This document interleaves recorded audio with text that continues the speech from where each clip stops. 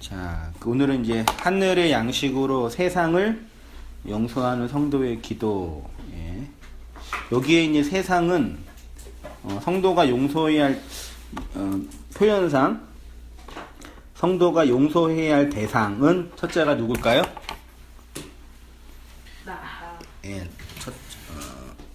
성도가 용서해야 할 대상은 용서. 용서는 대상이 있는 거죠.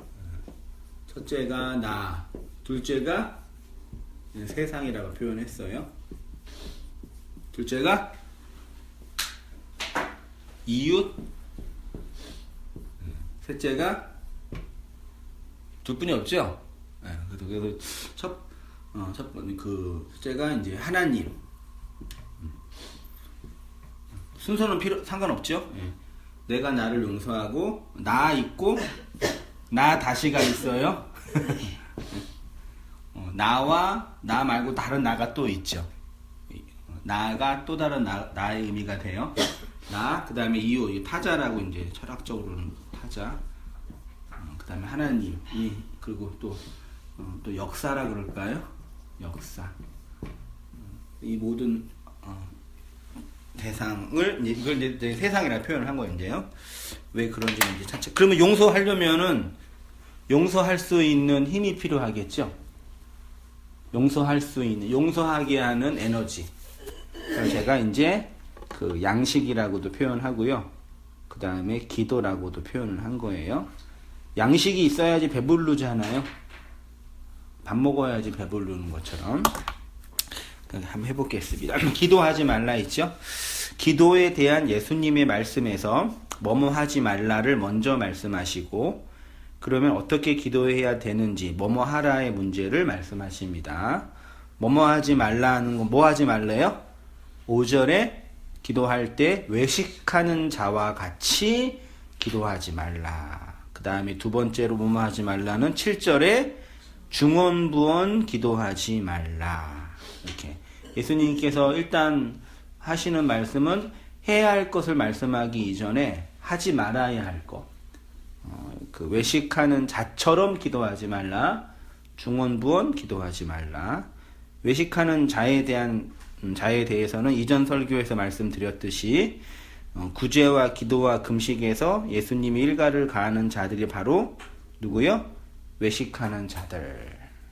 특히 이제 마태복음 23장에서 예수님께서 신랄하게 비판하는 사람들이 누구예요? 구체적으로 외식하는 서기관과 바리새인들. 예수님께서 왜 그 죄인들이랑 술 마시고 심지어 창녀들이랑 술 마시고 놀았어요? 예수님. 오늘날 목사가 그러면 용납할 수 있으시겠어요? 절대 안 되죠. 예배당 끝나고 저기 술집 가가지고 창녀들이랑 술집 아가씨랑 술 마시면서 너 힘들지? 막 그러면서 내가 기도해 줄게. 신부님이 바깥에서 담배 피는데 너무 모양새가 깜짝 놀랐어요. 나는. 처음 봤어 그때. 신부님은 술이랑 담배 가능해요. 그러니까 그게 참 너무 힘드니까. 근데도 그게 이게 백해서 근데 그런지. 성당에서는 또 그거는 어떻게 용납되는지 모르겠어. 법으로 정했으니까요. 자기네들이. 네. 근데 뭐 성직자라고 그러면서 이렇게 밖에 거룩하게 보였는데 밖에 나 담배 피니까 나 깜짝 놀랐어. 나 그런 거 처음 해보고. 그러니까 그 신부님이 독신이잖아요. 그래서 신부 수급이 안 되는 거예요. 신학교에서.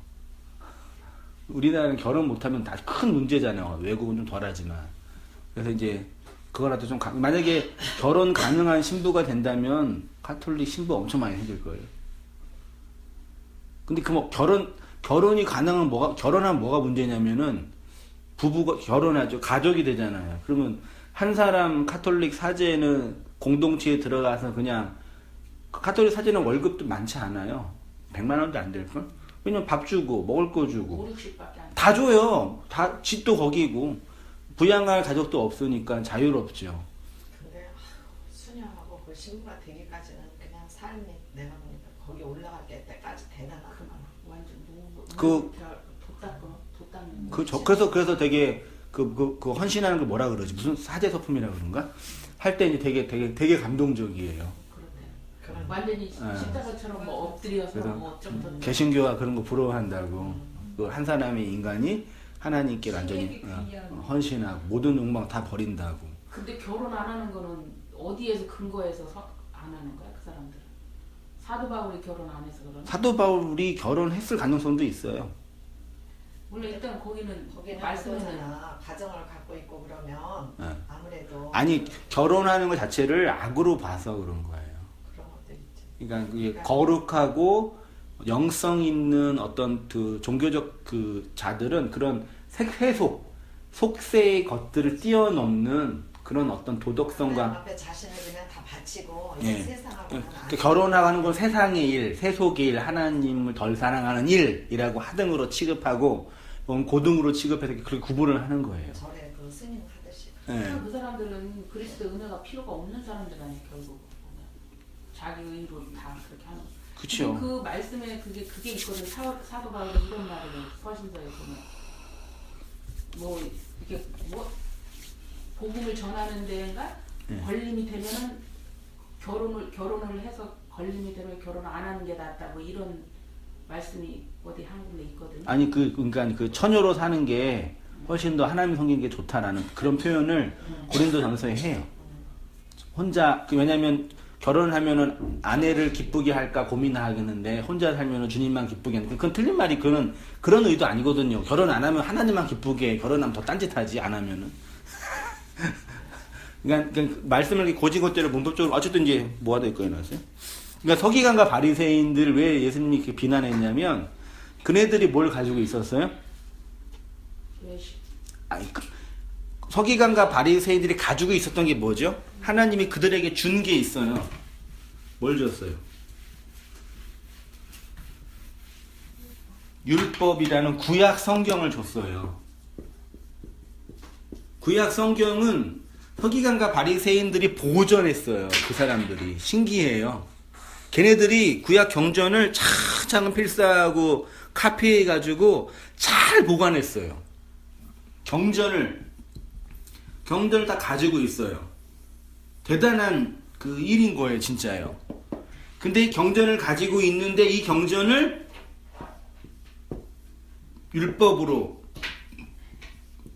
해석하는 거예요. 하나님이 주신 이 말을 자신들의 신학 체계로만 해석하는 거예요. 한마디 율법으로. 그걸 예수님이 신랄하게 비난한 거예요. 그러니까 인간의 삶, 도덕성, 윤리성, 죄성 이런 게 문제가 아니라 하나님이 바리새인들과 서기관들에게 특별하게 그 경전을 보관할 수 있는 직임을 주셨는데 얘네들이 그거 가지고 왜곡된 율법의 틀로 경전을 해석하고 그 틀로 자기네 신학 사상을 만들어 놓은 이걸 가장 악하게 예수님이 보신 거예요. 그래서 공격하신 거예요. 그거를 외식하는 서기관과 바리새인들이라고 한 겁니다. 그 다음에 이제 외식하는 자의 기도 있죠. 우리 한번 김집사님 한번 읽어주시겠어요? 외식하는 자가 헬라어로 히포크리스테스라고 했습니다. 극장에서 연기자가 가면을 쓰고 연기할 때 사용하는 단어와 연관되어 있습니다. 인간은 모두 각자 자기 나름대로의 가면, 히포크리시스, 페르소나를 쓰고 삽니다. 그 가면을 한마디로 말하면 율법의 가면입니다. 인간은 율법으로 자기를 치장하며 살아갑니다. 그 율법이 우리에게 주는 양식이 있는데 긍정적으로는 자기 정당화, 자기 방어이고 부정적으로는 죄책감입니다. 그래서 율법의 가면을 쓰고 살아가면 안식과 자유로 주어지는 진리의 말을 할 수 없다고 했습니다. 외식하는 자의 기도는 율법으로 자기를 정당화하는 그것을 구하는 기도입니다. 네, 거기까지 하고요. 외식하는 자가 헬라어로 히포크리테스이고요. 이게 이제 가면이에요. 옛날에는 이제 극장에서 헬라 시대는 가면을 쓰고 연기를 했대요. 이거 이제 영어로 그 페르소나라고 하는데 그 인간은 각자 다 자기의 가면을 쓰고 있어요. 한승희 목사도 가면 쓰고 있죠. 어떤 가면 쓰고 있어? 한번 제가 얘기했었나? 한번 잘 생각해 보세요. 중요한 그 인간에 대한 이해인데.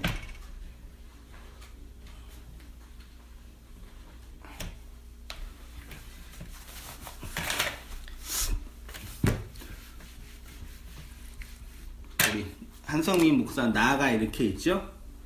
저의 본질, 용어로 본질이라고 할게요. 저의 본질은 뭐예요? 보편적으로 인간이고 나라고 할게요. 한성희 목사의 본질은 뭐죠? 본질을 어려워해서 내가 쓰고 있는 페르소나 뭐가 있어요? 한성희 목사의 가면 남자의 페르소나가 이렇게 있죠?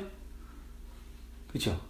그리고 또 목사, 남편, 대한민국 시민 다 있잖아요. 이렇게요. 각자 쓴 페르소나 그 가면이라 그래요. 그럼 그걸 다 벗겨보세요.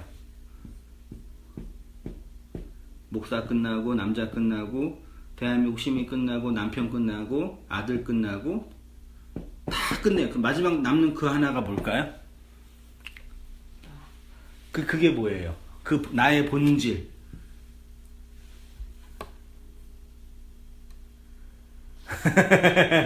어려워요? 뭐가 남을까요? 어떻게 공부하다가 자매가 이렇게 우리 노래하는 자매라 이렇게 머리를 뭐라 그러죠? 헤어 디자이너. 종류자매 색깔 했잖아요. 염색. 염색을 아주 노랗게 했어요. 맞아. 금발로. 근데 티죠. 아 전에도 그렇게 하고 있던데. 네, 그거 항상 해요. 근데 물어봤지. 자매 왜 그거를 머리를 염색하는 건 자매가 원해서 하는 거예요? 다른 사람이 하라고 해서 한 거예요? 물어봤어요. 그러니까 뭐라 그래요? 아니, 제가 원해서 했죠. 목사님, 제가 좋아서 한 거죠. 그러면 자매가 그거를 하고 싶은 그 마음은 왜 든 거예요? 보여.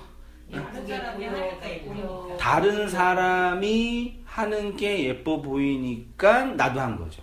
그러면 결국 그건 다른 사람이 하라고 한 거네요. 맞나요? 또 한 점은 이제 직장생활 하다가 이제 대학원을 지금 입학이 됐어요. 그럼 대학원을 이제 간단 말이에요. 그럼 왜 대학원 왜 가요? 그 자매가 간 거예요. 다른 사람이 가라고 엄마 아빠 가라 등짐 밀었으니까 제가 가고 싶어서 간 거죠. 왜 가고 싶냐고. 대학원을 가야지 스펙이 쌓이고 일하는 데 도움이 되니까. 그러면 이 세상에 그렇게 하라고 말한 거네요? 그렇죠? 그런 식으로 한번 따져보세요. 우리가 역사 속에서 지금 우리가 하고 있는 모든 일들 있죠. 심지어 옷 입는 것까지, 갖고 있는 것, 집, 차, 관계, 그 모든 것들은 내 욕망과 내가 정말 원해서 하는 그 일이냐, 세상이 집어넣는 거냐 라고 할 때 우리는 착각해요. 내가 원해서 하는 거 생각해요. 근데 실제로 우리 인생을 살면서 우리가 정말 원해서 하고 싶은 그 일은 하나도 없어요. 하나도 없어요. 그 나중에 인간의 존재는 뭐예요? 헛되고 헛되니 모든 것이 헛되다. 남는 건 껍데기, 아무것도 아닌 나. 그거를 성경이 뭐라 그래요? 그런 존재를 지난주에 제가 설교했잖아요. 먼지, 흙, 먼지, 그래서 없음, nothing, 뭐 그러잖아요. 그러니까 그런 존재에게 이런 존재가 살 길은 내가 이 세상이 요구하는 그 페르소나를 많이 만들어서 나의 본질을 확장하는 게 아니라 이런 먼지, 궁극적으로 존재가 아무것도 아닌 그 먼지인 나에게 하늘의 씨가 들어와서 이 씨에 의해서 생명이 나오는 거예요. 그것만이 우리의 존재의 유일한 가치예요. 이걸 사람들이 모르죠. 죽을 때까지 세상이 요구하는 페르소나를 내 거를 삼으려고. 이걸 또 교회에서 잘 배우잖아요. 하나님의 이름으로. 오늘 기도가 그거 하는 거예요. 무슨 말인지 알겠죠? 그러니까 인간은 궁극적으로 내가 갖고 있는 이 모든 것들은 자기 거라 생각하는데 다 이렇게 밖에서 주어진 어떤 힘이에요. 권력이고. 근데 복음은 진리가 우리 안에 떨어질 때는 이 페르소나가 내 게 아니구나. 그러니까 이런 그 외식하는 자 할 때 다 이렇게 해야죠. 속에서는 더러움이 가득한데 겉만 착한 척하는 거고 표리부동. 그런 거 문제 아니에요. 우리 다 표리부동하지. 아니에요? 속에서 막 화가 있는데 겉으로 화를 막 표출하면 안 되잖아요. 그런 인간관계에 필요한 관계 그런 얘기가 아니라 이런 본질적인 얘기예요. 사실은. 그래서 우리가 진짜 나중에 육체의 생명까지 없어질 때 가지고 있는 모든 것들이 다 삭제당하잖아요. 그 흙 속에서. 말씀해 주신 거잖아요. 그거예요.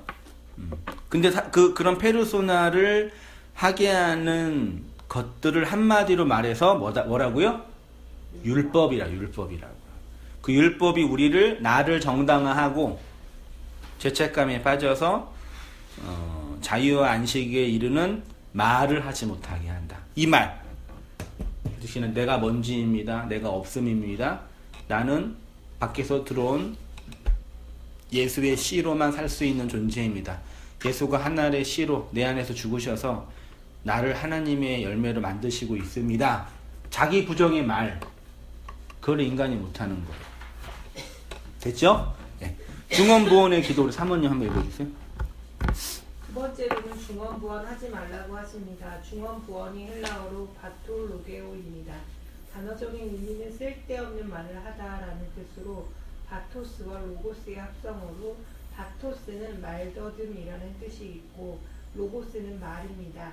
말을 더듬기 때문에 똑같은 말을 반복하고 무의미한 말을 반복한다라는 의미로 사용되었습니다. 예, 바토스라는 단어에 어떤 뜻이 있냐면 두 가지 뜻이 있는데 가시덤불이란 뜻이 있고요.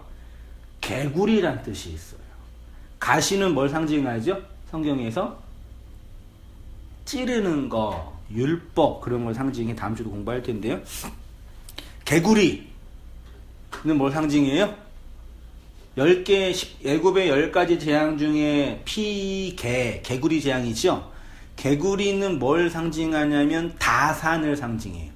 개구리가 알라면 수십만 개 한 방에 나죠. 그 고대 시대에는 뭐가 짱이었냐면 많이 낳는 거. 다산. 그 신은 다 다산을 주는 신이어야 돼요. 개구리가 그런 거였어요. 율법이 우리에게 요구하는 것은 개구리처럼 울어대는 거예요. 애굽의 10가지 재앙 중에 두 번째 재앙이 개구리 재앙인데 고대인들은 다산을 상징하는 개구리를 숭배했어요. 신 앞에서 개구리처럼 울어대면 풍요와 다산을 받을 수 있다는 것이죠. 오늘날 하나님을 번영의 신으로 우리를 치장해주는 신 정도로 이해하는 것과 같습니다. 이방인들은 율법 종교는 말을 개구리처럼 많이 해야 개구리 신이 들어주실 것이라고 생각하죠. 기도원 가서 성도들이 밤에서 기도할 때 멀리서 들으면 어떤 소리 좀 들려요? 개굴 들어보셨죠? 앵앵앵앵 랄랄랄라 정도.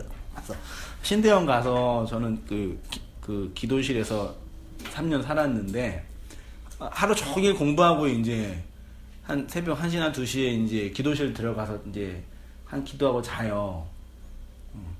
자려고 그러는데 기도실이니까 이제 기도하러 오는데 신대원 학생이 기도를 하는데 하여튼 별이한 소리가 다 들려요.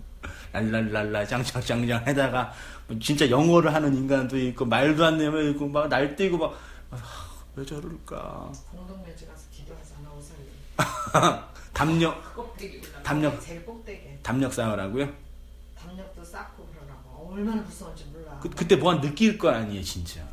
그러죠. 근데 막 밑에서 들어도 무서워. 그리고 막 소리가 막 진짜 뭐가 막 무덤에서 나오고. 그리고 진짜 이게 뭐 겉댕이 쓴 다음에 산에 올라가서 하루 이틀 계속 부르짖고 기도하고 그러면 그거 최자실 목사가 그 골방에서 기도하라 그랬다고 해가지고 기도원에다가 이렇게 불을 폈잖아요. 한 사람이 딱 들어가서 기도하게끔 불을 다 펴놨어. 그래 그 속에 들어가서 기도하거든요. 은밀한 중에 기도한다 막 이래갖고 나는 절대 못 들어가겠더라고. 거기 너무 무서우셨어요? 근데 지금은 이렇게 이제 칸같이 이렇게 방같이 한 사람 들어가게끔 컨테이너처럼 이렇게 만들어놨잖아요. 그렇게 해놨더라고. 그거는 이제 우리나라 샤머니즘이고 그런 기도를 열심히 하는 사람이 정신병자예요. 그러니까 기도원에 거기 오살리에 정신상이 얼마나 많았는데요. 이번에도 이번 주 주일날도 한 자매가 원래 아픈 자매가 오긴 왔는데 오자마자 계속 기도를 하는 거 울면서 소리 나죠. 우리 예배당 조용하잖아요. 계속 그러니까 이제 내가 기도하지 말라 그러니까 그럼 나는 어떻게 하라고요? 막 징징대는 거예요. 조현병이 심해졌거든요. 그래서 내가 아무 얘기도 안 들으니까 앉혀놓고 축사 기도를 해줬어요. 축사 기도 진짜. 근데 막 좀 나아져요. 아 이게 이런 기도가 이거 있잖아요. 하나님이 너와 함께 할지어다. 성령님 함께 귀신이 물러갈지어다. 막 진짜 해줬어요. 나도 목사인데 이렇게 못하겠어요. 하는데 애가 좀 나아져요. 그게 이제 마음의 위로를 받는 거. 그걸 원하는 거예요. 근데 걔 조현병 정신질환 약 먹고 있는 걔 자매가 그런 거예요. 근데 그런 기도가 필요한 사람들이 한국에 있는 성도라고 생각하니까 미치겠네. 그 기도를 했어요. 그러니까 막 예배 전에 막 시끄럽게 하니까 뭐 우리 권사님 집사님들이 막 저한테 와가지고 목사 어떻게 해달라 하니까 내가 기도회가 났으니까 목사님 기도하니까 나았다고 막 그러면서 나도 기도. 그러면서 하는 말이 무슨 저도 기도해 주세요 그러는 거예요. 우리 마음속에 심리. 목사님 저도 글 읽어요. 기도 읽어요. 지사님. 그냥 농으로 했겠.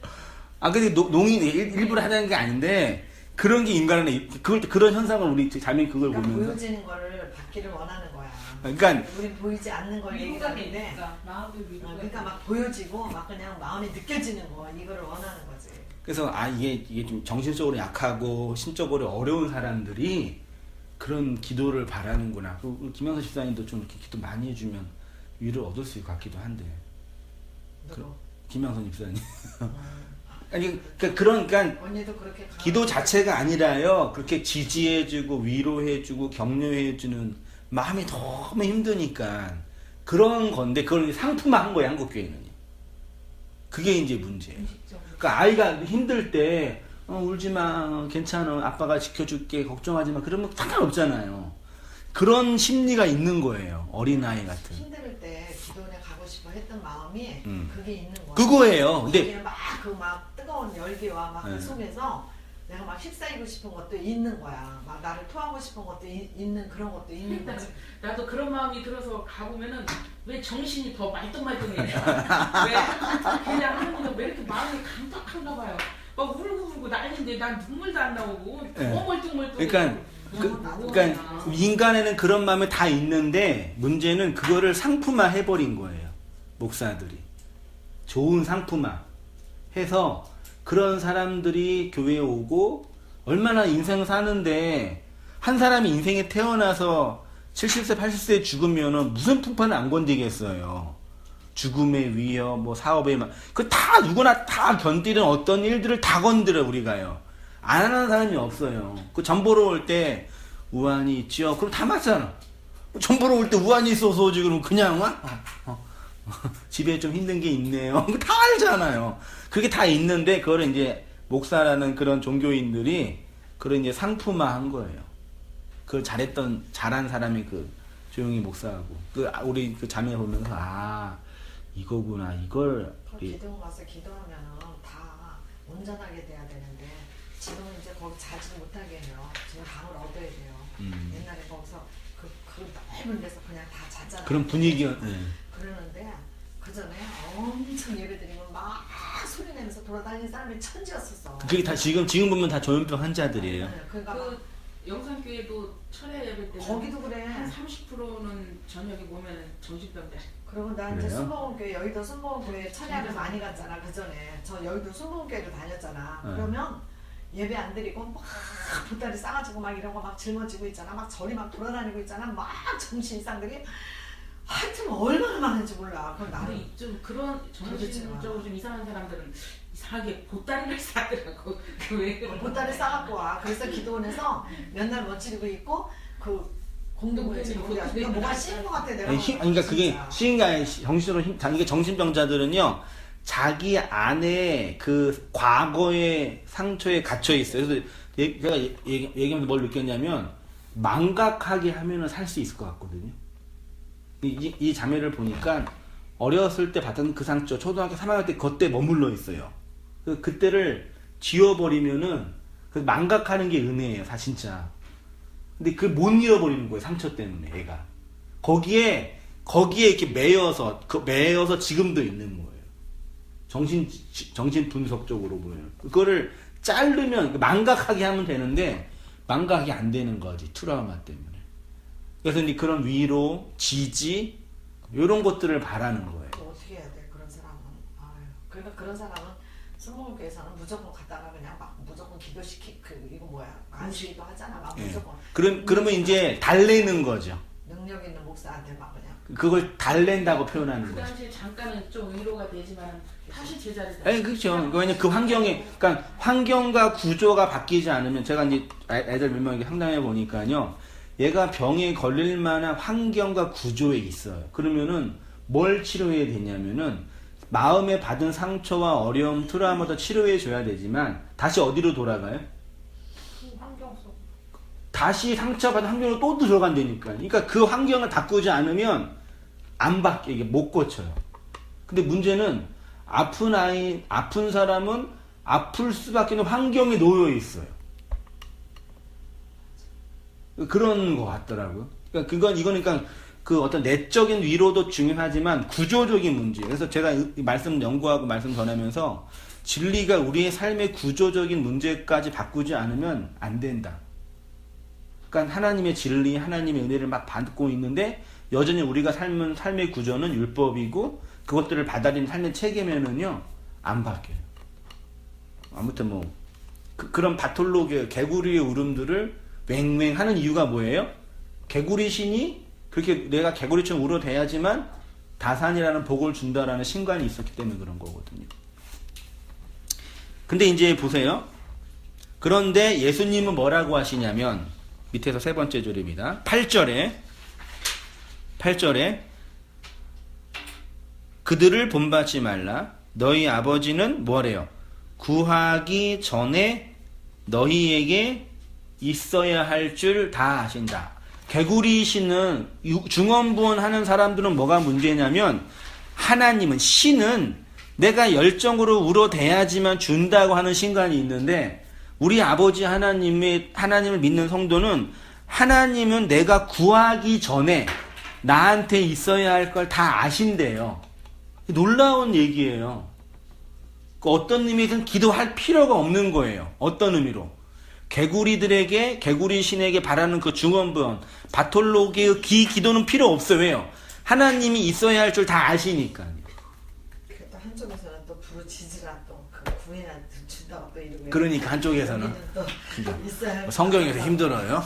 어느 때는 막 부르짖으라, 너는 내게 부르짖으라, 기도하라 막 그러는데 어느 때에서는 있어야 할 줄 다 안다.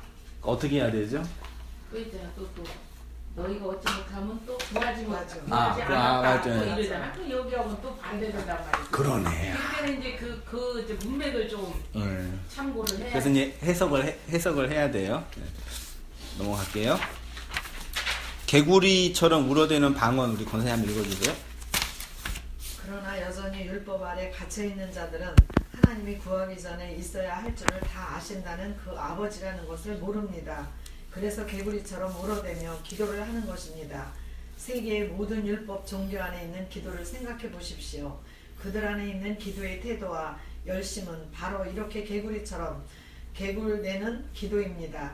이 점은 개신교라고 하는 집단들 안에서도 능력과 치유, 방언, 보좌를 움직이는 기도, 강청 기도의 능력과 같은 기도 방식으로 자행되고 있는 개구리의 울음과 같은 기도입니다. 이런 이제 말도 안 되는 거 좀 없어져야 되는데 한국에서는 없어지지 않을 거예요. 계속 남아서. 그래도 요새는 옛날보다 많이 없어진 것 같아요. 방언하는 거. 근데 이제 요즘 개척교회 상황을 보면요, 개척교회가 그나마 좀 몇십 명 모여서 목회할 수 있는 거는 이런 신비적 이런데 마귀 가지고 장난치는 교회가 좀 그나마 좀 있고요. 말씀 가르치고 진리를 가르치는 그런 교회들은요. 근데 순복음이 변하지 않고 좀 강한 게 있고 네. 조금 뭐 장로교회라든가 이런 데서는 지금 많이 좀 아니라고 이렇게 왜곡됐다라는 거는 공격을 많이 해, 비판을 많이 해요. 굉장히 많아졌더라고 지금 굉장히. 예전보단 많아졌죠. 예전보다는. 근데 순복음이 그렇게 강해. 예. 거기서 못 벗어나는 거야 거기는. 나는 철회 예배 때 수목금에서 처음에 막 기도를 하기 시작하면 난 어머 무슨 누가 쓰러졌나 무슨 난리가 났나 다들 이렇게 하고 기도하는데 뭐 이렇게 쳐다보기도 또 민망하잖아. 그래서 이렇게 한번 쳐다보면 목사님이 막 안수기도 막 차곡차곡 이렇게 해오고 뒤에부터 내려오구나. 그게 이제 한국교회 이제 트렌드 분위기였던 거죠. 그게 한국교회가 만든 상품이. 그랬어. 순복음 가서 기도 시간에 사람들만 구경했어. 너무 깜짝 놀랐어. 뭐 우리나라에 이런 교회가 있네. 이렇게 처음에 너무 놀랬어. 근데 가톨릭은 그렇게 막 그런 기도 안 하는 거야. 그렇지. 그렇게 안 하지. 거기는 거기는 이렇게 기도 보니까 문이 있어, 기도 기도 문이 문이. 있더만. 네. 아예 다. 그래서 게 있잖아요. 아플 때 기도하는 거, 뭐 할 때 기도하는 거, 뭐 거기에 이게 다 웃기는 건 있더라. 뭐가 있냐면 화살 기도라는 게 있어. 네? 화살 기도. 화살 기도. 화살 기도. 네. 우리도 하나님이 있어. 금방 들어주시는 거. 우리도 있어, 우리도. 그래? 우리도 그래. 긴급 기도 그런 거예요? 우리도 그렇게 해. 화살 기도라고. 카톨릭에서 배웠나 보네. 그런가 봐. 그래갖고 화살 기도 한다고 막 이렇게 하더라고. 그러니까는 가톨릭은 내 기도는 없는 거야. 하나님하고 나하고의 기도는 없고 기도 문이 있으니까 그냥 기도가 다 똑같아. 가톨릭 기도서 이렇게 책이. 그런 게 이제 종교적인 어떤 틀이고 종교적인 카타르시스를 느끼게 하는 종교적 카타르시스라고 해요. 근데 그래서 예수님이 그렇게 하는 기도는 아니다 그래놓고 하시는 말씀이 어떻게 기도해야 되냐 물어보니까 그때 가르쳐주는 기도가 뭐예요? 예, 주 기도문, 주님의 기도예요. 그래서 주님의 기도는 다 아시니까 한번 보시면 크게 내용이 하나님의 아버지의 이름의 거룩, 그 다음에 땅에 이루어지는 하나님의 나라, 일용할 양식, 죄사함, 시험과 악, 그리고 마지막 결론으로 용서, 이렇게 주기도문이에요. 하나님의 이름이 땅에 있는 사람들, 즉 교회와 성도들을 통해서 거룩하게 됩니다. 교회는 하나님의 이름, 즉 하나님의 말씀을 아는 자이고 씨로 신기심을 받은 자입니다. 그래서 땅으로서 우리에게 하나님의 나라가 이루어지는 것입니다. 여자가 남편의 씨를 받아 생명을 잉태하는 것처럼 땅인 교회가 하나님의 이름 예수를 받아 생명을 담은 자가 되는 것입니다. 그렇게 하늘의 생명을 담은 자에게 있는 것을 양식이라고 하고, 성경이 말하는 양식은 육체의 양식, 율법의 양식이 아니라 하늘의 양식, 진리의 양식이죠. 한글 성경은 일용할 양식, 예수님께서 일용할 양식을 위해서 기도하라 그랬잖아요. 일용할 양식이 뭐예요? 되게 중요해요.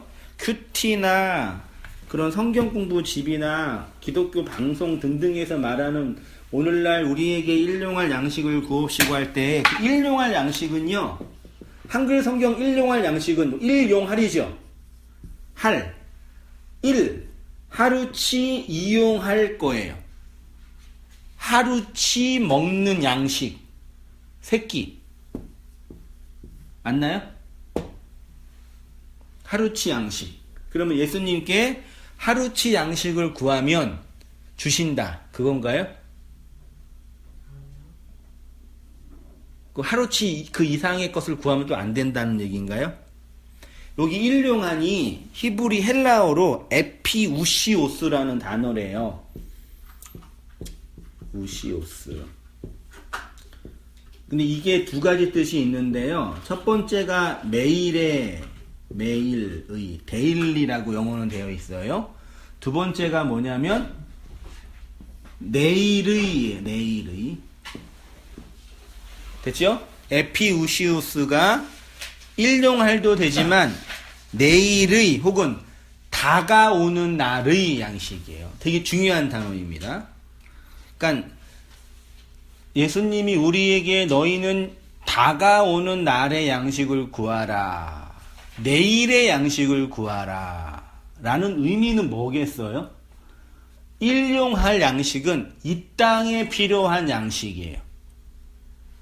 인간이 아까 제가 각자의 페르소나를 취하며 살잖아요. 율법의 세상에서 자기 걸 취하면서 내 거로 삼잖아요. 그게 일용할 양식이거든요.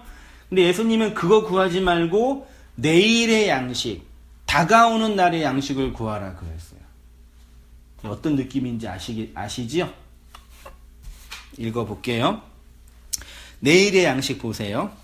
하나님께서 광야 40년의 길을 거닐고 있는 이스라엘 백성에게, 이 페이지 맨 아래에요, 매일의 양식을 만나를 주셨습니다. 만나는 오늘의 양식이죠. 그래서 하루치만 거둘 수 있습니다. 그런데 이틀치를 주신 날이 있어요. 언제요? 안식일 전날. 6번째 되는 날 7일의 날까지도 주셨어요. 그때 내일의 양식을 받았습니다. 6이라는 역사 속에서 성도가 준비해야 할 것은 뭐예요? 7이라는 안식일의 양식이에요. 그러니까 6의 역사 속에서 7의 안식을 양식으로 받아요. 그렇지 못하면 7의 안식의 날에 먹을 수 있는 양식이 없어요. 안식일에 안식하게 하는 양식이 없으면 안식이 될 수 없죠. 그러니까 그 뭘 뭐냐면요. 이스라엘의 그 안식일 절기가 1일부터 6일까지는 힘써 너의 일을 하고 7일째 되는 날은 뭐 하래요? 안식하라 그랬잖아요. 그럼 이때 안식하기 위해서는 안식하게 하는 양식이 필요하죠? 당연하니. 그 양식을 언제 주세요? 6일날 미리 이틀치를 주시는 거예요. 그 이날에 먹을 양식은 이 안식이라는 그 양식은 이날 받는 거예요. 이날 이틀치를 받는 거예요. 그러면 오늘 제가 내일의 양식을 받는다면 뭘 의미해요? 되게 중요해요. 내일이 와요, 안 와요? 와. 근데 아직은 안 왔지요. 내일이 올지 안 올지 모르죠. 다시 하나님의 그 준엄한 심판 와요, 안 와요? 오는데 아직 안 왔죠. 아무도 몰라요. 야, 온다. 아, 네가 어떻게 하라고 그래? 난 믿어. 아니야, 없어, 그런 거. 그거 거짓말이야. 기독교 종교가 만든 허상이야. 그 말하잖아요. 그 내일을. 근데 이 땅에 그 내일의 양식을 받아 먹는 어떤 사람들이 있는 거예요. 그 뭘 의미해요? 영적인 하나님 나라. 그러니까 내일이 반드시 올 거라는 걸 뭘로 알아요? 내일의 양식을 받고 있는 그 성도를 통해서 그 양식과 그 양식을 받고 있는 성도를 통해서 그 내일이 있음을 세상에 증거하는 거예요. 그러니까 이 땅에서 성도가 내일의 양식을 받아 먹고 있는 게 어떤 가치인지 생각해 보세요. 우리가 성경과 역사를 통해서 내일의 양식을 먹고 있는 거는 우리의 영적인 양식뿐만 아니라 그 양식이 필요 없는 세상을 향한 뭐예요? 본보기. 하나님의 심판이고 하나님의 선언이에요. 니네 그 양식이 없지? 하나님의 은혜로부터 소외된 버려진 인생이야 라고 선언하는 거예요. 이 자리에. 놀라운 거예요. 그러니까 교회가 모여서 이 땅에 필요한 양식을 먹는 건 그 교회도 아니고 아무것도 아니고 그건 그냥 인간의 집단이에요. 그냥 그 동호회 활동, 인간 문화, 그 나쁜 게 아니라 그런 거 정도예요. 근데 교회라는 공동체가 이 땅의 양식이 아니라 그날의 양식을 이 성경이라는 말씀을 통해서 배우고 먹고 나누고 하는 그 과정은 우리만 즐거워하는 정도가 아니라 율법의 세상을 향한 하나님의 준엄한 심판이고 하나님의 선언이라는 얘기예요. 전도이고. 전도는 그거예요. 세상적으로 말하면은 세상 사람들은 7일날 굶어야 되는 거네 모르니까. 우리는 다. 네. 그 7일날 양식이 없으니까 안식이 아니라 저주지요. 근데 우리는 그거를 다 네. 가지고 굶는 게 아니라 없는 거지. 없는 거지. 노동이죠. 이 안식이 없는, 안식에서 제외되는 거죠. 그냥 모든 페르소나가 다 없어지는 거예요. 뭐만 남아요? 그냥 먼지. 그래서 이번에 그 청와대 앞에서 분신한 어떤 스님이 그랬잖아요. 분신하면서 뭐라 그랬어요? 나는 우주에서 왔으니 우주의 원수로 사라질 테니까 아무것도 하지 마라. 그 진리를 깨달은 거예요. 그 스님께서. 구원을 못 받지만. 죽었어요? 죽었잖아요. 그 불교 사상이에요, 그거예요. 모든 우주의 원소에서 왔다고. 아니 청와대 앞에서 죽었어? 병원서 죽었어. 병원서. 몸에 불 지르고, 그러니까 청와대에서? 예, 앞에서 분신하고. 아우, 밖으로 부족시키라고. 무서워라 세상에. 근데 불교는 그게 저 뭐라 그러죠? 그게 그 사람이 내가 제일 승질도 그게 종교 행위예요. 그런 마음. 영생 극락하는 일 중에 하나예요. 그래서 티베트 승려들은 껐떡하면 분신해요. 내가 기름질라는 거 한번 해볼까요? 근데 원래 생명 이렇게 하면 안 되잖아. 생명. 이 육의 생명도 중요하잖아. 내가 막 끊어버리면 안 되잖아. 그러나 죽더라도 가자고 내가 기름 옷 아이탄 준비를 하는데. 아이씨. 아우 진짜 그거 대단하다. 너무 끔찍하다. 그 종교 집단에서 세뇌 당하게 할 수 있어요. 걱정하지 마세요. 웬일이야. 권사님도 할 수 있어요. 절에 들어가서 한 10년 동안 계속 하면은 가족들이 더 웃겨요. 생명을 연장하는 치료는 하지 말라고 그래 또. 아, 그 사람이 그렇게 유언을 한 거 아니야? 예. 난 우주의 원수로 갈 테고 민주주의 발전에 헌신할 테니까 나를 그렇게 사용해 달라고. 내가 너무 찔끔하겠다. 아, 그거를 지금 하겠어요. 그 북한 좌파가 선동한 그 빨갱이라고 그러고 있는데. 그 확신범. 여러 사람 죽네.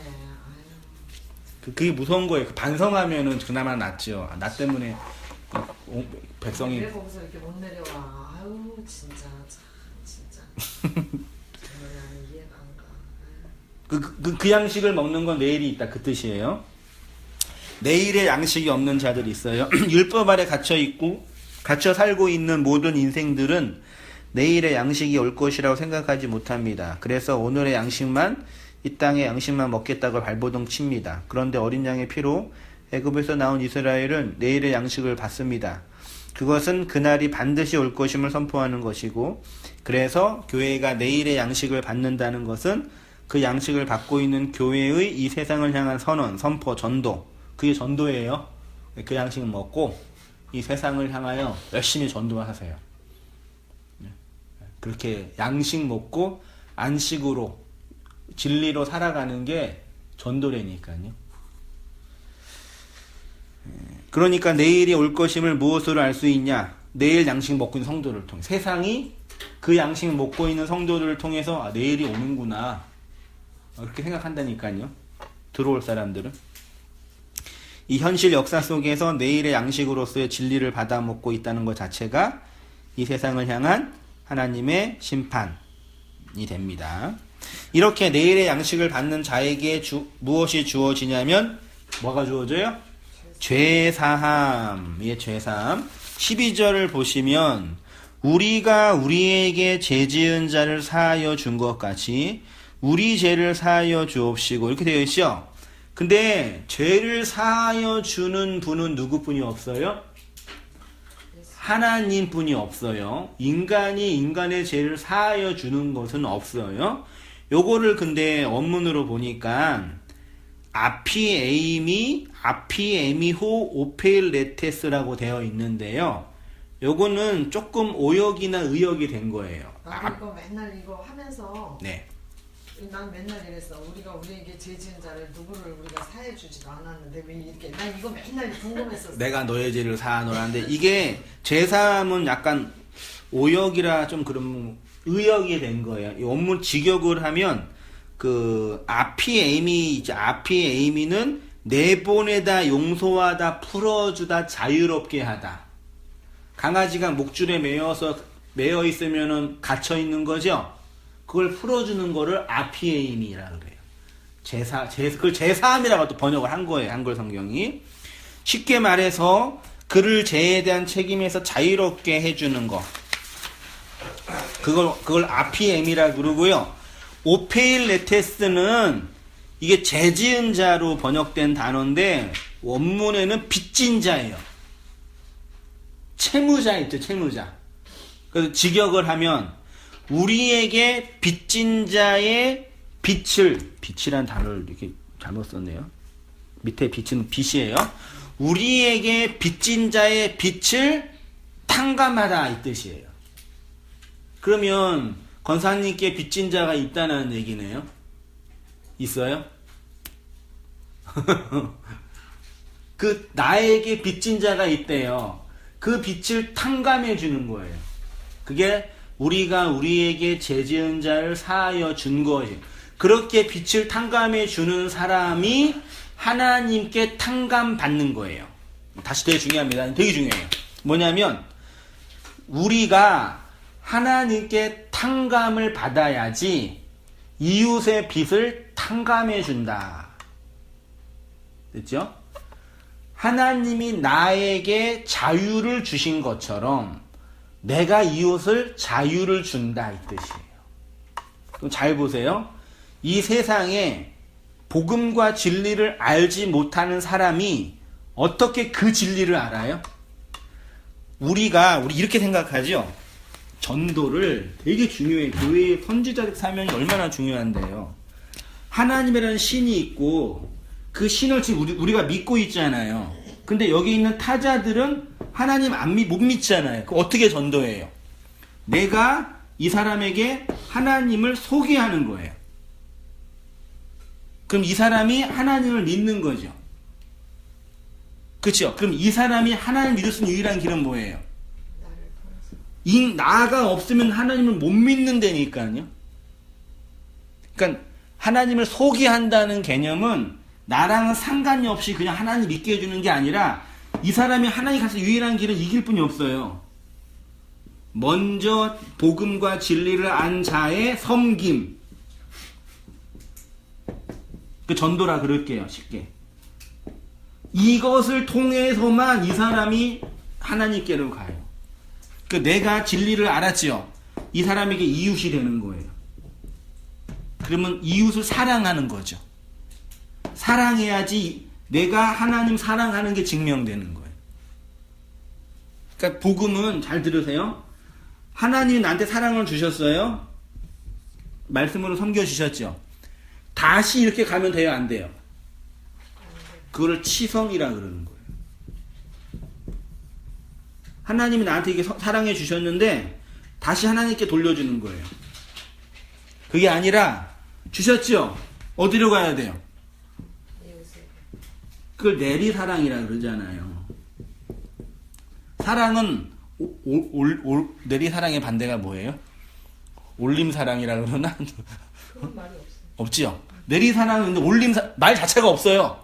신기하네. 사랑은 내리사랑밖에 없다고. 그러죠. 올림사랑이란 단어 자체가 없어요. 그러고 보니까.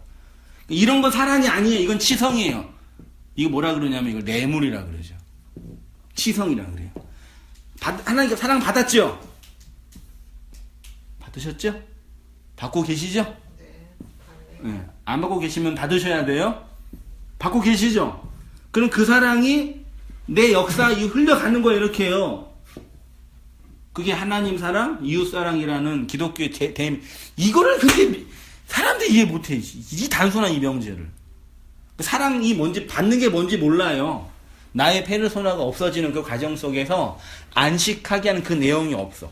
그러니까 자꾸 하나님께 다시 가는 거예요. 하나님이 나한테 오지 마. 나 괜찮아. 나 숨기지 마. 그냥 네 잘 살아 세상에서. 너 이웃도 잘 돌보라고. 왜 나한테 왜 와 왜? 이걸 제일 잘 이용해 먹는 사람이 누구예요? 하나님께 받은 사랑 돌려야 한다. 뭐라 그래요? 그걸 목사들이 하잖아요. 교회라는 구조를 위해서. 이 구조 자체를 파괴해야 돼요. 왜곡된 구조, 영업 구조. 그렇지 않고서는 이 복음과 진리가 흘러가지 않아요. 그러니까 교회라는 이 집단, 거기에 있는 뭐 목사, 조직, 이게 파괴되지 않으면 이 사람 흘러가지 않다니까요. 왜냐하면 그 사람 받고 다시 이 조직과 이걸 위해서 헌신한다고 생각하니까. 무슨 말인지 알죠? 우리가 교회를 해서 헌신하지 않는다. 그 뜻이 아니에요. 되게 중요해요, 이게요. 정말 중요하다니까요. 받아서 흘러가는 거.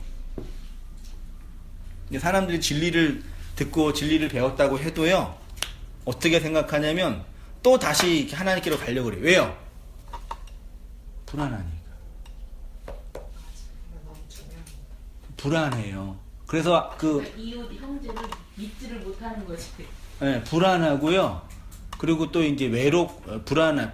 그 아까 우리가 그 기도받았던 그 자매처럼 그런 상태예요. 그래서 지지받고 싶고, 안정받고 싶고, 사랑받고 싶고, 인정받고 싶은. 그 목사가 맨날 교회 와서 사람들 이렇게 달래는 일만 하려고 그러는 거예요.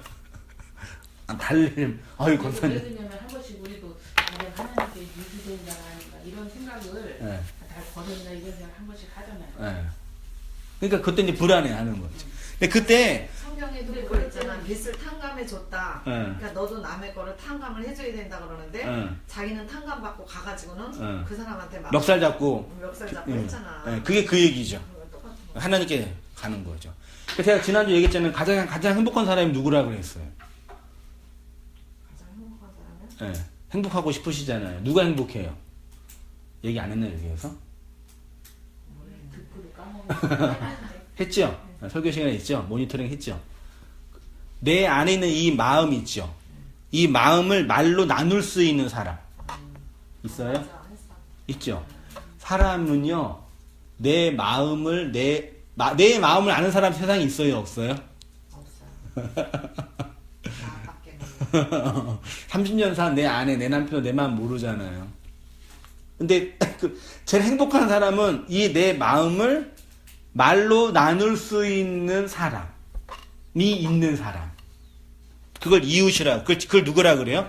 내 마음을 아는 그 사람을 누구라 그래요? 우리나라 용어요? 형제. 그걸 친구라 그래요. 형제보다는. 형제도 그 하나님이 누구야? 아브라함에게 얘는 나의 벗이라 그랬잖아요. 벗은 모든 걸 공유하는 존재거든요. 그 친구가 있는 사람이 행복한 거예요. 근데 그 친구가 있냐고요, 우리가. 인간의 유격적 욕망과 그 가치로 말씀을 교제하는 차원이 아니라 제가 이렇게 말씀을 전하는 이유가 우리나라도 이것도 깨야 돼요. 목사가 이렇게 성경을 가르친다. 이런 개념 아직도 없지요, 별로. 이게 방문하면서 이렇게 직접 가면서 목사님이 오셔가지고 성경을 가르친다. 1대1로 한다. 이런 거 되게 약해요. 목사님을 모시고 성경 공부하는 거 되게 부담스러워. 모신다 그러고. 그 모시면 뭐나 해줘야 된다 그러고. 이게 나 맨청교회에서 대신방 할 때 목사님이 그 얘기를 하죠. 가면 이렇게 신방 의자상 하나 준비하시고 물 하나 준비하시고 뭘 준비해야 돼요? 감사원금 준비. 그래야지 목사가 갖다 축복해 준다고. 그러니까 목사를 만나려면 이 세 가지가 있어야 되는 거. 이거 없으면 만나요, 못 만나요? 부담스러워하지. 그렇게 그래서 목사가 간다 그러면은 제가 몰랐어. 청년들은 이제 저랑 교제를 많이 하니까 청년들은 저를 대접하지 않아요. 그래서요. 말하자면, 그러니까 어른들은 이렇게 공부한다 그러면 일단 이렇게 하면서 부담스러워해요. 일단 부담스러워해. 그 1대1로. 2대1로 소그룹 하는 건 더 부담스러워요. 아니, 왜 그럴까? 이상하다. 공부하고 말씀에 대한 사모하면 내가 그러는데 이틀로 목사를 판단하는 거예요. 나는 막 뭐라 그랬어, 내가. 아니, 우리가 힘들고 어려울 때는 목사님 10번, 100번도 부를 수 있는 거지. 그거 부를 때마다 세상에 이거 부담스러워서 못 부르는 거야. 그러니까 조인대 목사님도 그냥 안 오세요. 오실 때. 그러니까, 한 번씩 가시고. 그러니까 목사가 돈 벌 수 있는 구조를 만들어 놓은 거죠. 그러니까 목사님들이 신방을 왜 많이 하냐면 순금은 특히 내가 한번 얘기 월급보다 더 많이 신대원 때 어느 지역 부목사가 인기가 많냐면 잘 사는 데 있잖아요. 맞아요. 분당. 그런데 부목사로 한 5년 돌면은 집 한 채 살 수 있다고 그래요. 네, 그랬어요. 왜 그러냐면 신방을 쭉 돌면 봉투를 준대요. 우린 남대문에. 근데 그게 뭐냐면요. 그거를 교회에서 목사 수입으로 안맘리 정해놔요. 교회 집단에서 교회 그 조직체에서 목사의 수입으로 암암리에 서로 성도나 교회나 담임 목사나 다 인정해요. 그래서 담임 목사 올 때 20만 원 주면은 부목사는 10만 원. 이게 다 정해놔 이렇게. 그런 거 있지. 그리고 딱 그래서 얘기를 하니 목사 얘기나 한 5년 하니까 뭐 하나 된다고. 그래서 남대문 교구에 장사를 많이 하니까 돈이 제일 많이 도니까 남대문에 서로 오고 싶어해. 그래갖고 남대문에 있었던. 저는 진짜 그거를 그런 민낯을 저는 진짜 순수했어요. 순진했어요. 진짜예요. 근데 교회에 들어가서 성도들한테 얘기를 들었어요. 제가 얼마나 저희 화가 나고 열받든지. 진짜 이런 대접 받으려고 그러구나. 그게 우리의 민낯이더라고요. 물론 다 그런다고 말하면 좀 그러는데 그런 흐름이 이렇게 깔려 있는 거예요. 그러니까 하나님께 받은 그 사랑을 내가 역사 속에서 내 인생 과정 얼마 살지는 모르지만 이렇게 흘려주고 나누어주는 존재로 오롯이 세워져야 합니다. 라는 신관 자체가 없는 거예요. 그냥 모여가지고 일단 머리 들밀고 복 주세요. 이거 해결 풀어주세요. 그러고 있으니까 정말 진리와 그 말씀이 필요한 영혼들에게 그 말씀이 흘러가지가 않는 거예요. 진짜 헐벗고 가난하고. 그 예수님이 오셔가지고 그래서 서기가 바리새인들랑 놀지도 않고 맨날 그렇게 사창가나 다니고 술집에나 다니면서 그 가난한 사람들이랑 같이 있었던 이유가 그게 워낙 강했으니까 그때는 그 주류 세력에 들어가지도 못했으니까. 그러니까 몰랐어요. 그 신대영 교수님 되면은 교회 뭐 설교 한번 가면은 최소한 뭐 몇백만 원 설교 한 편에. 조은경 목사님 교회 오시면 1,000만 원이야. 정해져 있어. 그러니까 올라가고 싶은 거예요. 그러니까 이렇게 어디 그러니까 총회장이 설교하면은 한 200만 원, 부총회장이 설교하면 100만 원. 그러니까 정치나 똑같아. 아니 근데 거저 받았으니 거저 주라는데 왜 그렇게 돈을 받아? 근데 나 그거 진짜. 그러니까 목사가 그 교회 조직과 그 체계에서 사례비나 생활비가 지원 받으면 그 교회가 사역하는 거잖아요. 그렇죠? 제가 여기 부산 내려가고 목포 내려가면 저 개인이 내려가는 게 아니라 온 땅 교회라는 그 사역에서 가는 거잖아요.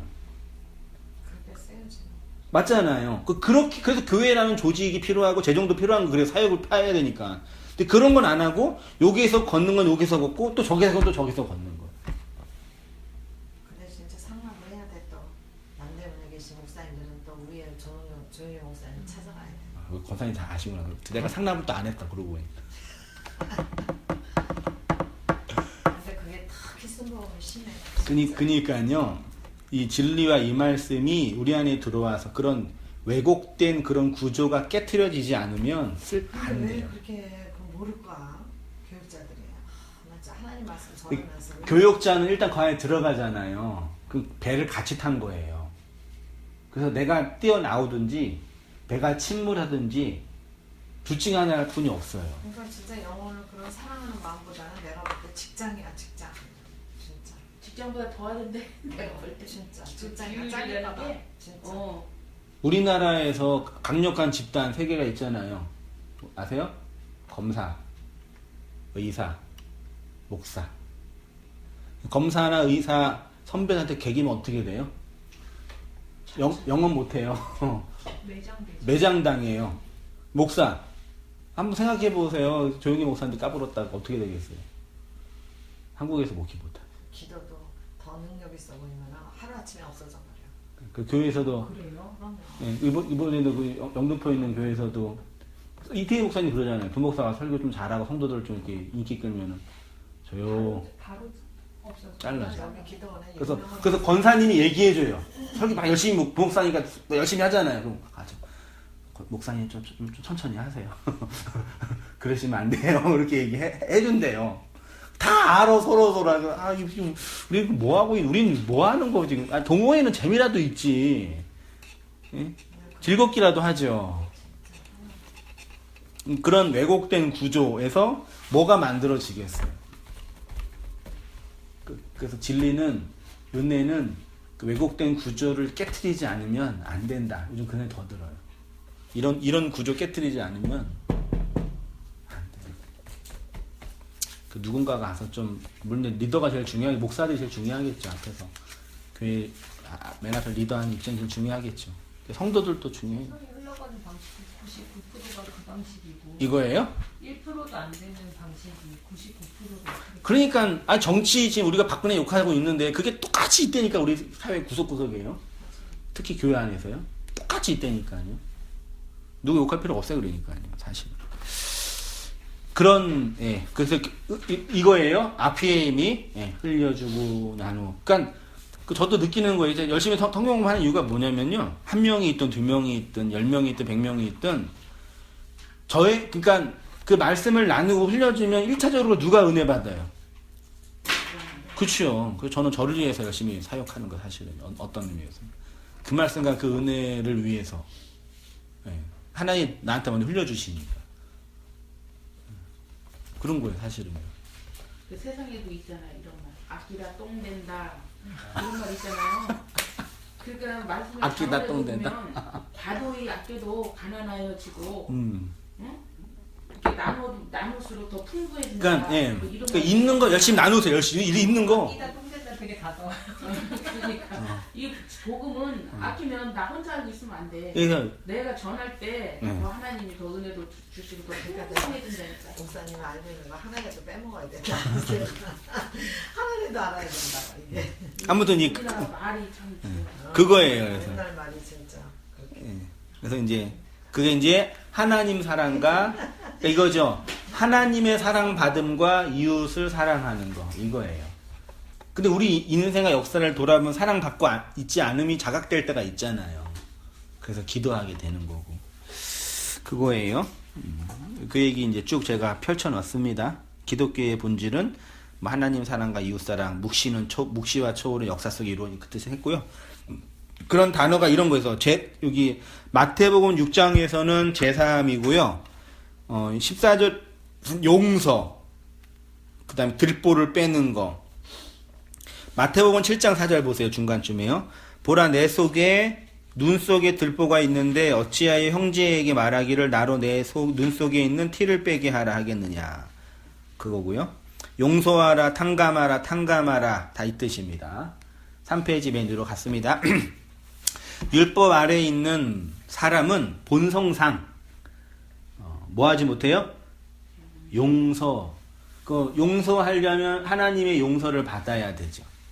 그러니까 하나님을 용서하라는 얘기는 반대로 얘기하면 하나님의 용서를 받으라 그 뜻이에요. 율법의 선악구조와 선악 욕망의 감옥 안에서 죄책감과 자기 정당화의 삶을 살기 때문입니다. 율법으로 인식한 이 세상과 이 세상의 근본적 실체이신 하나님을 용서하지 못합니다. 더욱이 율법 아래에 있는 자는 시험과 악으로 다가오는 세상의 모든 것을 선으로 해석하지 못하기 때문에 용서하지 못합니다. 자유하게 하고 안식하게 하는 양식이 없기 때문입니다. 이렇게 율법 아래에 있는 인생 속에는 시험이 있고 이 시험으로 어디에 빠져요? 악에 빠져요. 그래서 예수님께서 우리를 시험에 들게 하지 마시고 다만 악에서 구하옵소서. 근데 이 시험이라는 단어 되게 중요합니다. 시험하다가요. 헬라어로 페이라조라는 단어와 도끼마조라는 단어 두 개가 있어요. 근데 일단 도끼마조를 보세요. 도끼마조가 히브리어로 가면 바한이라는 단어로 사용이 됐는데 사용된 용례를 한번 보세요. 시편 17편이요. 주께서 내 마음을 뭐하고요? 누가 시험해요? 하나님이 우리를 시험하신대요. 말이 안 되죠. 예수님은 우리를 시험에 들게 하지 마옵시고 기도하라고 했는데 우리를 시험하는 대상이 누구예요? 하나님이네요. 그쵸? 시편 26편도요. 여호와여 나를 살피시고 뭐하사? 시험하사. 예레미야도 의인을 시험하사. 욥기 23장 중요한 거. 나의 가는 길을 오직 그가 아시나니 그가 나를 시험하신 후에 단련이 시험이에요. 시험하신 후에 정금같이 나온다. 그러니까 도끼마조는 긍정적인 거예요? 부정적인 거예요? 긍정적인 거. 도끼마조는 뭐냐면 이게 뭔지 몰라. 금인지 똥인지 황인지 몰라. 근데 이것들을 갈아가지고 시금석에 갈면은 이게 금인지 황인지 동인지가 검증되죠. 그때 그 시험. 내 마음속에 하나님의 그 생명과 그 진리와 그 양식이 있는지 없는지 확인이 안 돼요. 근데 하나님 뭐 하셔요? 시험하셔요. 그러면 내 안에 그 진리와 그 양식이 있음이 증명되는 거. 이해되셔요? 되게 중요해요. 이건 인생의 문학에 그대로 나타난다니까요. 내가 어떤 사람인지 하나님이 역사와 인생을 통해서 시험하셔요. 죽이려고 그러는 게 아니라 내 안에 그 양식과 그 진리가 있는지를 시험하신다고. 그게 도끼마조예요. 그래서 구약의 경건한 성도들이 하나님 나를 시험하세요 그러는 거예요. 그래서 내가 하나님을 사랑하고 있음이 입증되게 해주세요 그 뜻이라니까요. 욥이 알았잖아요. 그가 나를 단련하신 후에 그가 나를 시험하신 후에 내가 정금이 됩니다. 로마서 12장 2절도 하나님의 온전하신 뜻이 무엇인지 분별하라. 에베소서 5장 10절도 주께 기쁘시게 할 것이 무엇인지 시험하라. 그 의미고요. 4페이지로 갔습니다. 도끼마조는 아직 명확하게 드러나지 않은 것을 분석하거나 분별하는 것을 통해 드러나게 하는 행동, 우리 마음속에 진리가 있는지 없는지 확인하는 것, 시험의 과정을 통해서 우리 안에 있는 진리가 명확하게 드러나는 것, 그게 도끼마조. 그 하나님은 우리 인생 속에 반드시 뭐 하세요? 도끼마조 하세요. 반하세요. 시험하셔요. 그래서 내 마음이 그 진리로 입증된 건지를 증명하게 해요. 모든 사람이 그걸 보게 해요. 명명백백하게 드러나요. 감출 수 없게 된다니까요. 그 시편 23편 다윗의 시 기억 아시죠? 그 여호와는 나의 목자 하다가 맨 마지막에 뭐였어요? 그가 나를 내 원수의 목전에 뭐를 베푸시고요? 상을 베사. 그 상이 무슨 상이에요? 밥상인 거예요. 전 맨 처음에 예수님 믿고 성경 열심히 읽었는데 나의 원수의 목전에 상을 그럼 나한테 상을 이렇게 준다는 얘기인가? 제가 상을 못 받아가지고 그 상 받고 싶었거든요. 근데 그 상이 밥상이에요. 그렇게 생각하는데. 네, 밥상. 그 밥상이 그냥 간단하게 먹는 밥이 아니라 뭐예요? 진수성찬, 만찬, 이만한 상 있죠? 요 영화 보면은, 여기 이제 왕이 이렇게 있잖아요. 쭉 길이 몇십 미터 돼요. 반찬이 막 이렇게 있어요. 내가 여기에 있는 거예요. 그러면 하나님과 내가 뭐 하고 있어요? 겸상하고 있어요. 요걸 누가 봐요? 원수가. 그럼 원수가 어떤 생각을 해요? 쟤 세네. 쟤한테 까불면 안 되겠네. 조용히. 이게 성도의 영광이라고요. 양식 먹는 거요.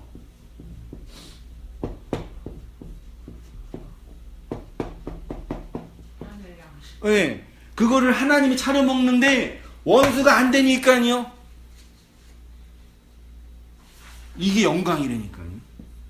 아니 세상에 돈 좀 있어도 폼나는데, 그쵸? 이 양식이 있으면 어떤 가치겠냐고요. 그게 우리를 안식하게 한다고요. 나 하나님 편. 근데 이거를 시험해요, 하나님. 내 안에 그 양식이 있는지. 근데 이제 이 도끼마조와 다르게 페이라조라는 단어가 또 헬라어에 있어요. 주기도문에 있는 시험은 도끼마조일까요? 페이라조일까요? 페이라조예요. 이 페이라조는 뭐냐면 시련, 유혹 이런 거예요. 마태복음 4장 3절 시험하는 자가 예수께 누가 시험했어요? 마귀가. 바리새인과 사두개인들이 와서 예수를 시험하여 예수님을 죽이려고, 예수님을 공경에 빠뜨리려고, 예수님 물먹이려고 그랬죠? 저희 중 어떤 이들은 주를 시험하다가, 쉽게 말해 도끼마조는 하나님이 우리를 진리로 단련시키기 위해 행하시는 시험이고요. 페이라조는 사탄이 우리로 악에 빠지게 하려고 행하는 시험이에요. 그러면 하나님이 주는 시험이 따로 있고 사탄이 주는 시험이 따로 있나요? 따로 있네요. 따로 있네요. 그럼 어떻게 조합해야 되겠어요? 아시겠죠? 우리 인생 속에서 시험이 와요. 근데 그 시험이 도끼마조가 되냐, 페이라조가 되냐, 이 문제예요. 하나님이 나를 정금으로 단련하시는 시험이냐, 사탄이 나를 죽이려고 하는 시험이냐. 하나님이 사탄이잖아요, 결론은요. 이게 따로 있는 게 아니잖아. 하나란 얘기죠. 그래서 보세요. 이것은 다른 말로 하면 우리를 시험하는 주체는 오직 하나입니다. 우리 인생과 세상의 주권자는 하나님이지요. 이 세상에 일어나는 모든 일은 하나님의 주권 아래, 하나님의 주권과 허락이 없이 일어나지 않는 일은 단 하나도 없어요. 율법의 세상은 우리에게 시험으로 다가옵니다. 내가 누구이며 내가 어떤 존재인지, 하나님의 은혜가 그 사랑이 무엇인지 알게 하고 배우는 과정입니다. 그런데 그 시험의 과정을 통해 정금이 되냐, 악에 빠지느냐의 문제입니다. 보세요. 사람이 시험 받을 때에 내가 하나님께 시험 받는다 하지 말지니 페이라죠. 하나님은 악에게 시험을 받지 아니하시고 친히 아무도 페이라죠. 시험하지 아니하시느니라. 오직 각 사람이 페이라죠. 시험 받는 거는 뭐예요? 자기 욕심에 끌려 뭐되미니? 미혹되미니. 제가 그랬잖아요. 사기꾼들이 잘 쓰는 게 뭐예요? 사기치는 그 사람이 뭘 좋아하고 뭘 욕망하는지를 잘 알고 그걸 미끼로 던지는 거예요. 우리의 욕망을 잘 이용, 그 사기꾼들 머리 똑똑해요. 사람들 잘 알아요. 그 사람이 뭘 원하는지. 그걸로 미혹되는 거예요. 이 시험을 통해서 악에 빠지지 않고 진리로 나오는 자에게 무엇이 주어지냐면 용서하게 하는 양식. 다시 말해 시험의 과정을 통해서 하나님은 우리가 무엇 되기를 원하냐면 나와 타자, 역사와 하나님을 뭐하는 자요? 용서하는 자. 그래서 이 도끼마조의 인생의 과정을 통해서 하나님이 우리에게 양식을 건네주는 과정이고 장치가 되는 거예요. 너희가 사람의 잘못을 용서하면 너희 하늘 아버지께서도 너희 잘못을 용서하려 하시려니와 너희가 사람의 잘못을 용서하지 아니하면 너희 아버지께서도 너희 잘못을 용서하지 아니하시리라. 그래서 주기도문의 마지막 결론은 뭐예요? 용서예요. 어떻게 용서해요? 하나님의 용서를 받아서요. 그 용서의 받음의 내용이 뭐예요? 양식이라고요. 우리가 나와 이웃과 하나님과 역사를 용서하기 위해서 용서하게 하는 뭐가 필요해요?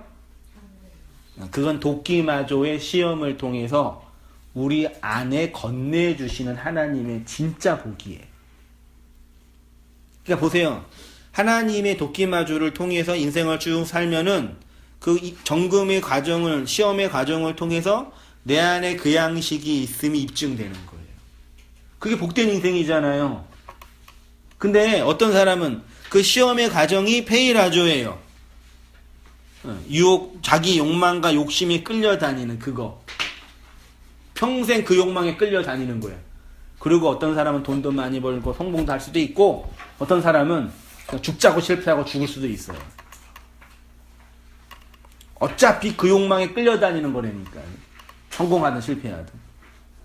근데 성도는 그 욕망을 따라 살 수밖에 없지만 그 시험의 과정을 통해서 그 양식을 용서하게 하는 그 양식이 주어진다고요. 제가 말해놓고 진리죠. 복음이지. 제가 말해놓고 맞지? 그치, 이거 내가 얘기하려고 얘기하는 거지. 그래서 율법으로 주어진 이 세상의 시험을 통해서 악에 빠지지 않고 진리의 양식을 담은 자가 바로 성도이고 교회이고요.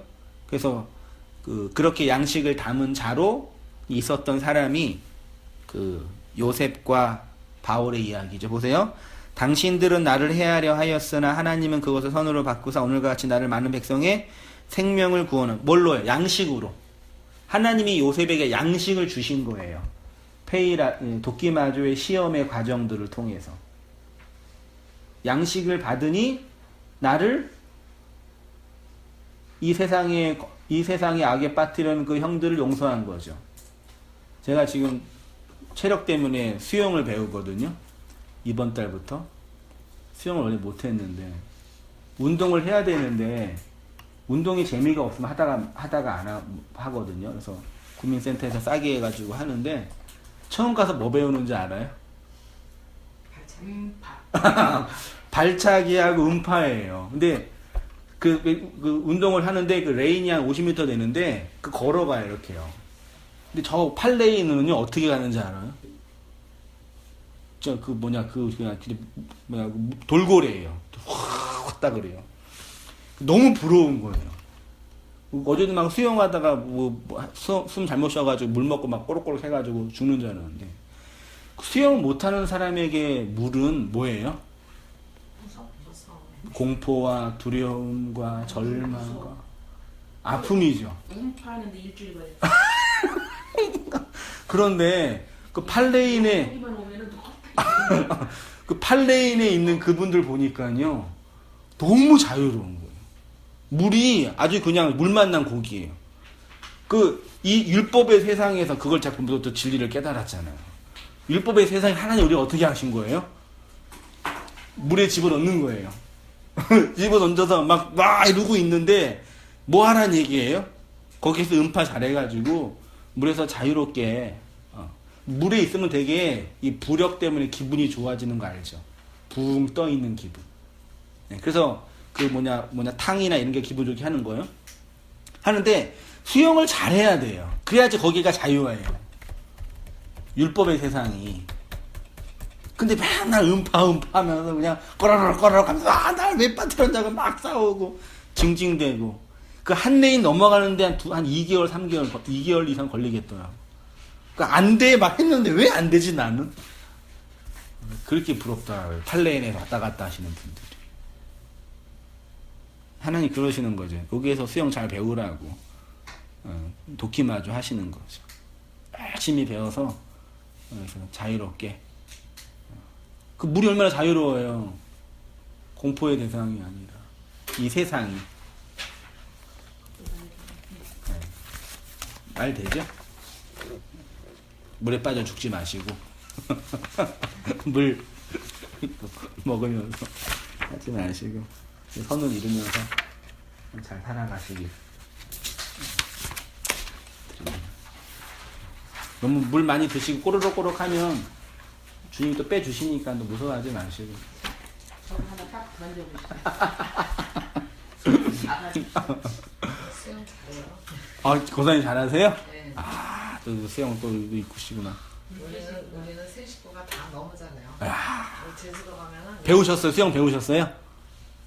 배우기도 했고 많이 시골에서 살면서 우리 세 식구가 다 여기서 저 제주도에 저기서 건거라서 더 이상 안 가는. 권사님 우리 체력이 안 되실 것 같는데 지금 이제 힘들지. 지금은 체력 때문에. 셋이 수영을 다 잘해.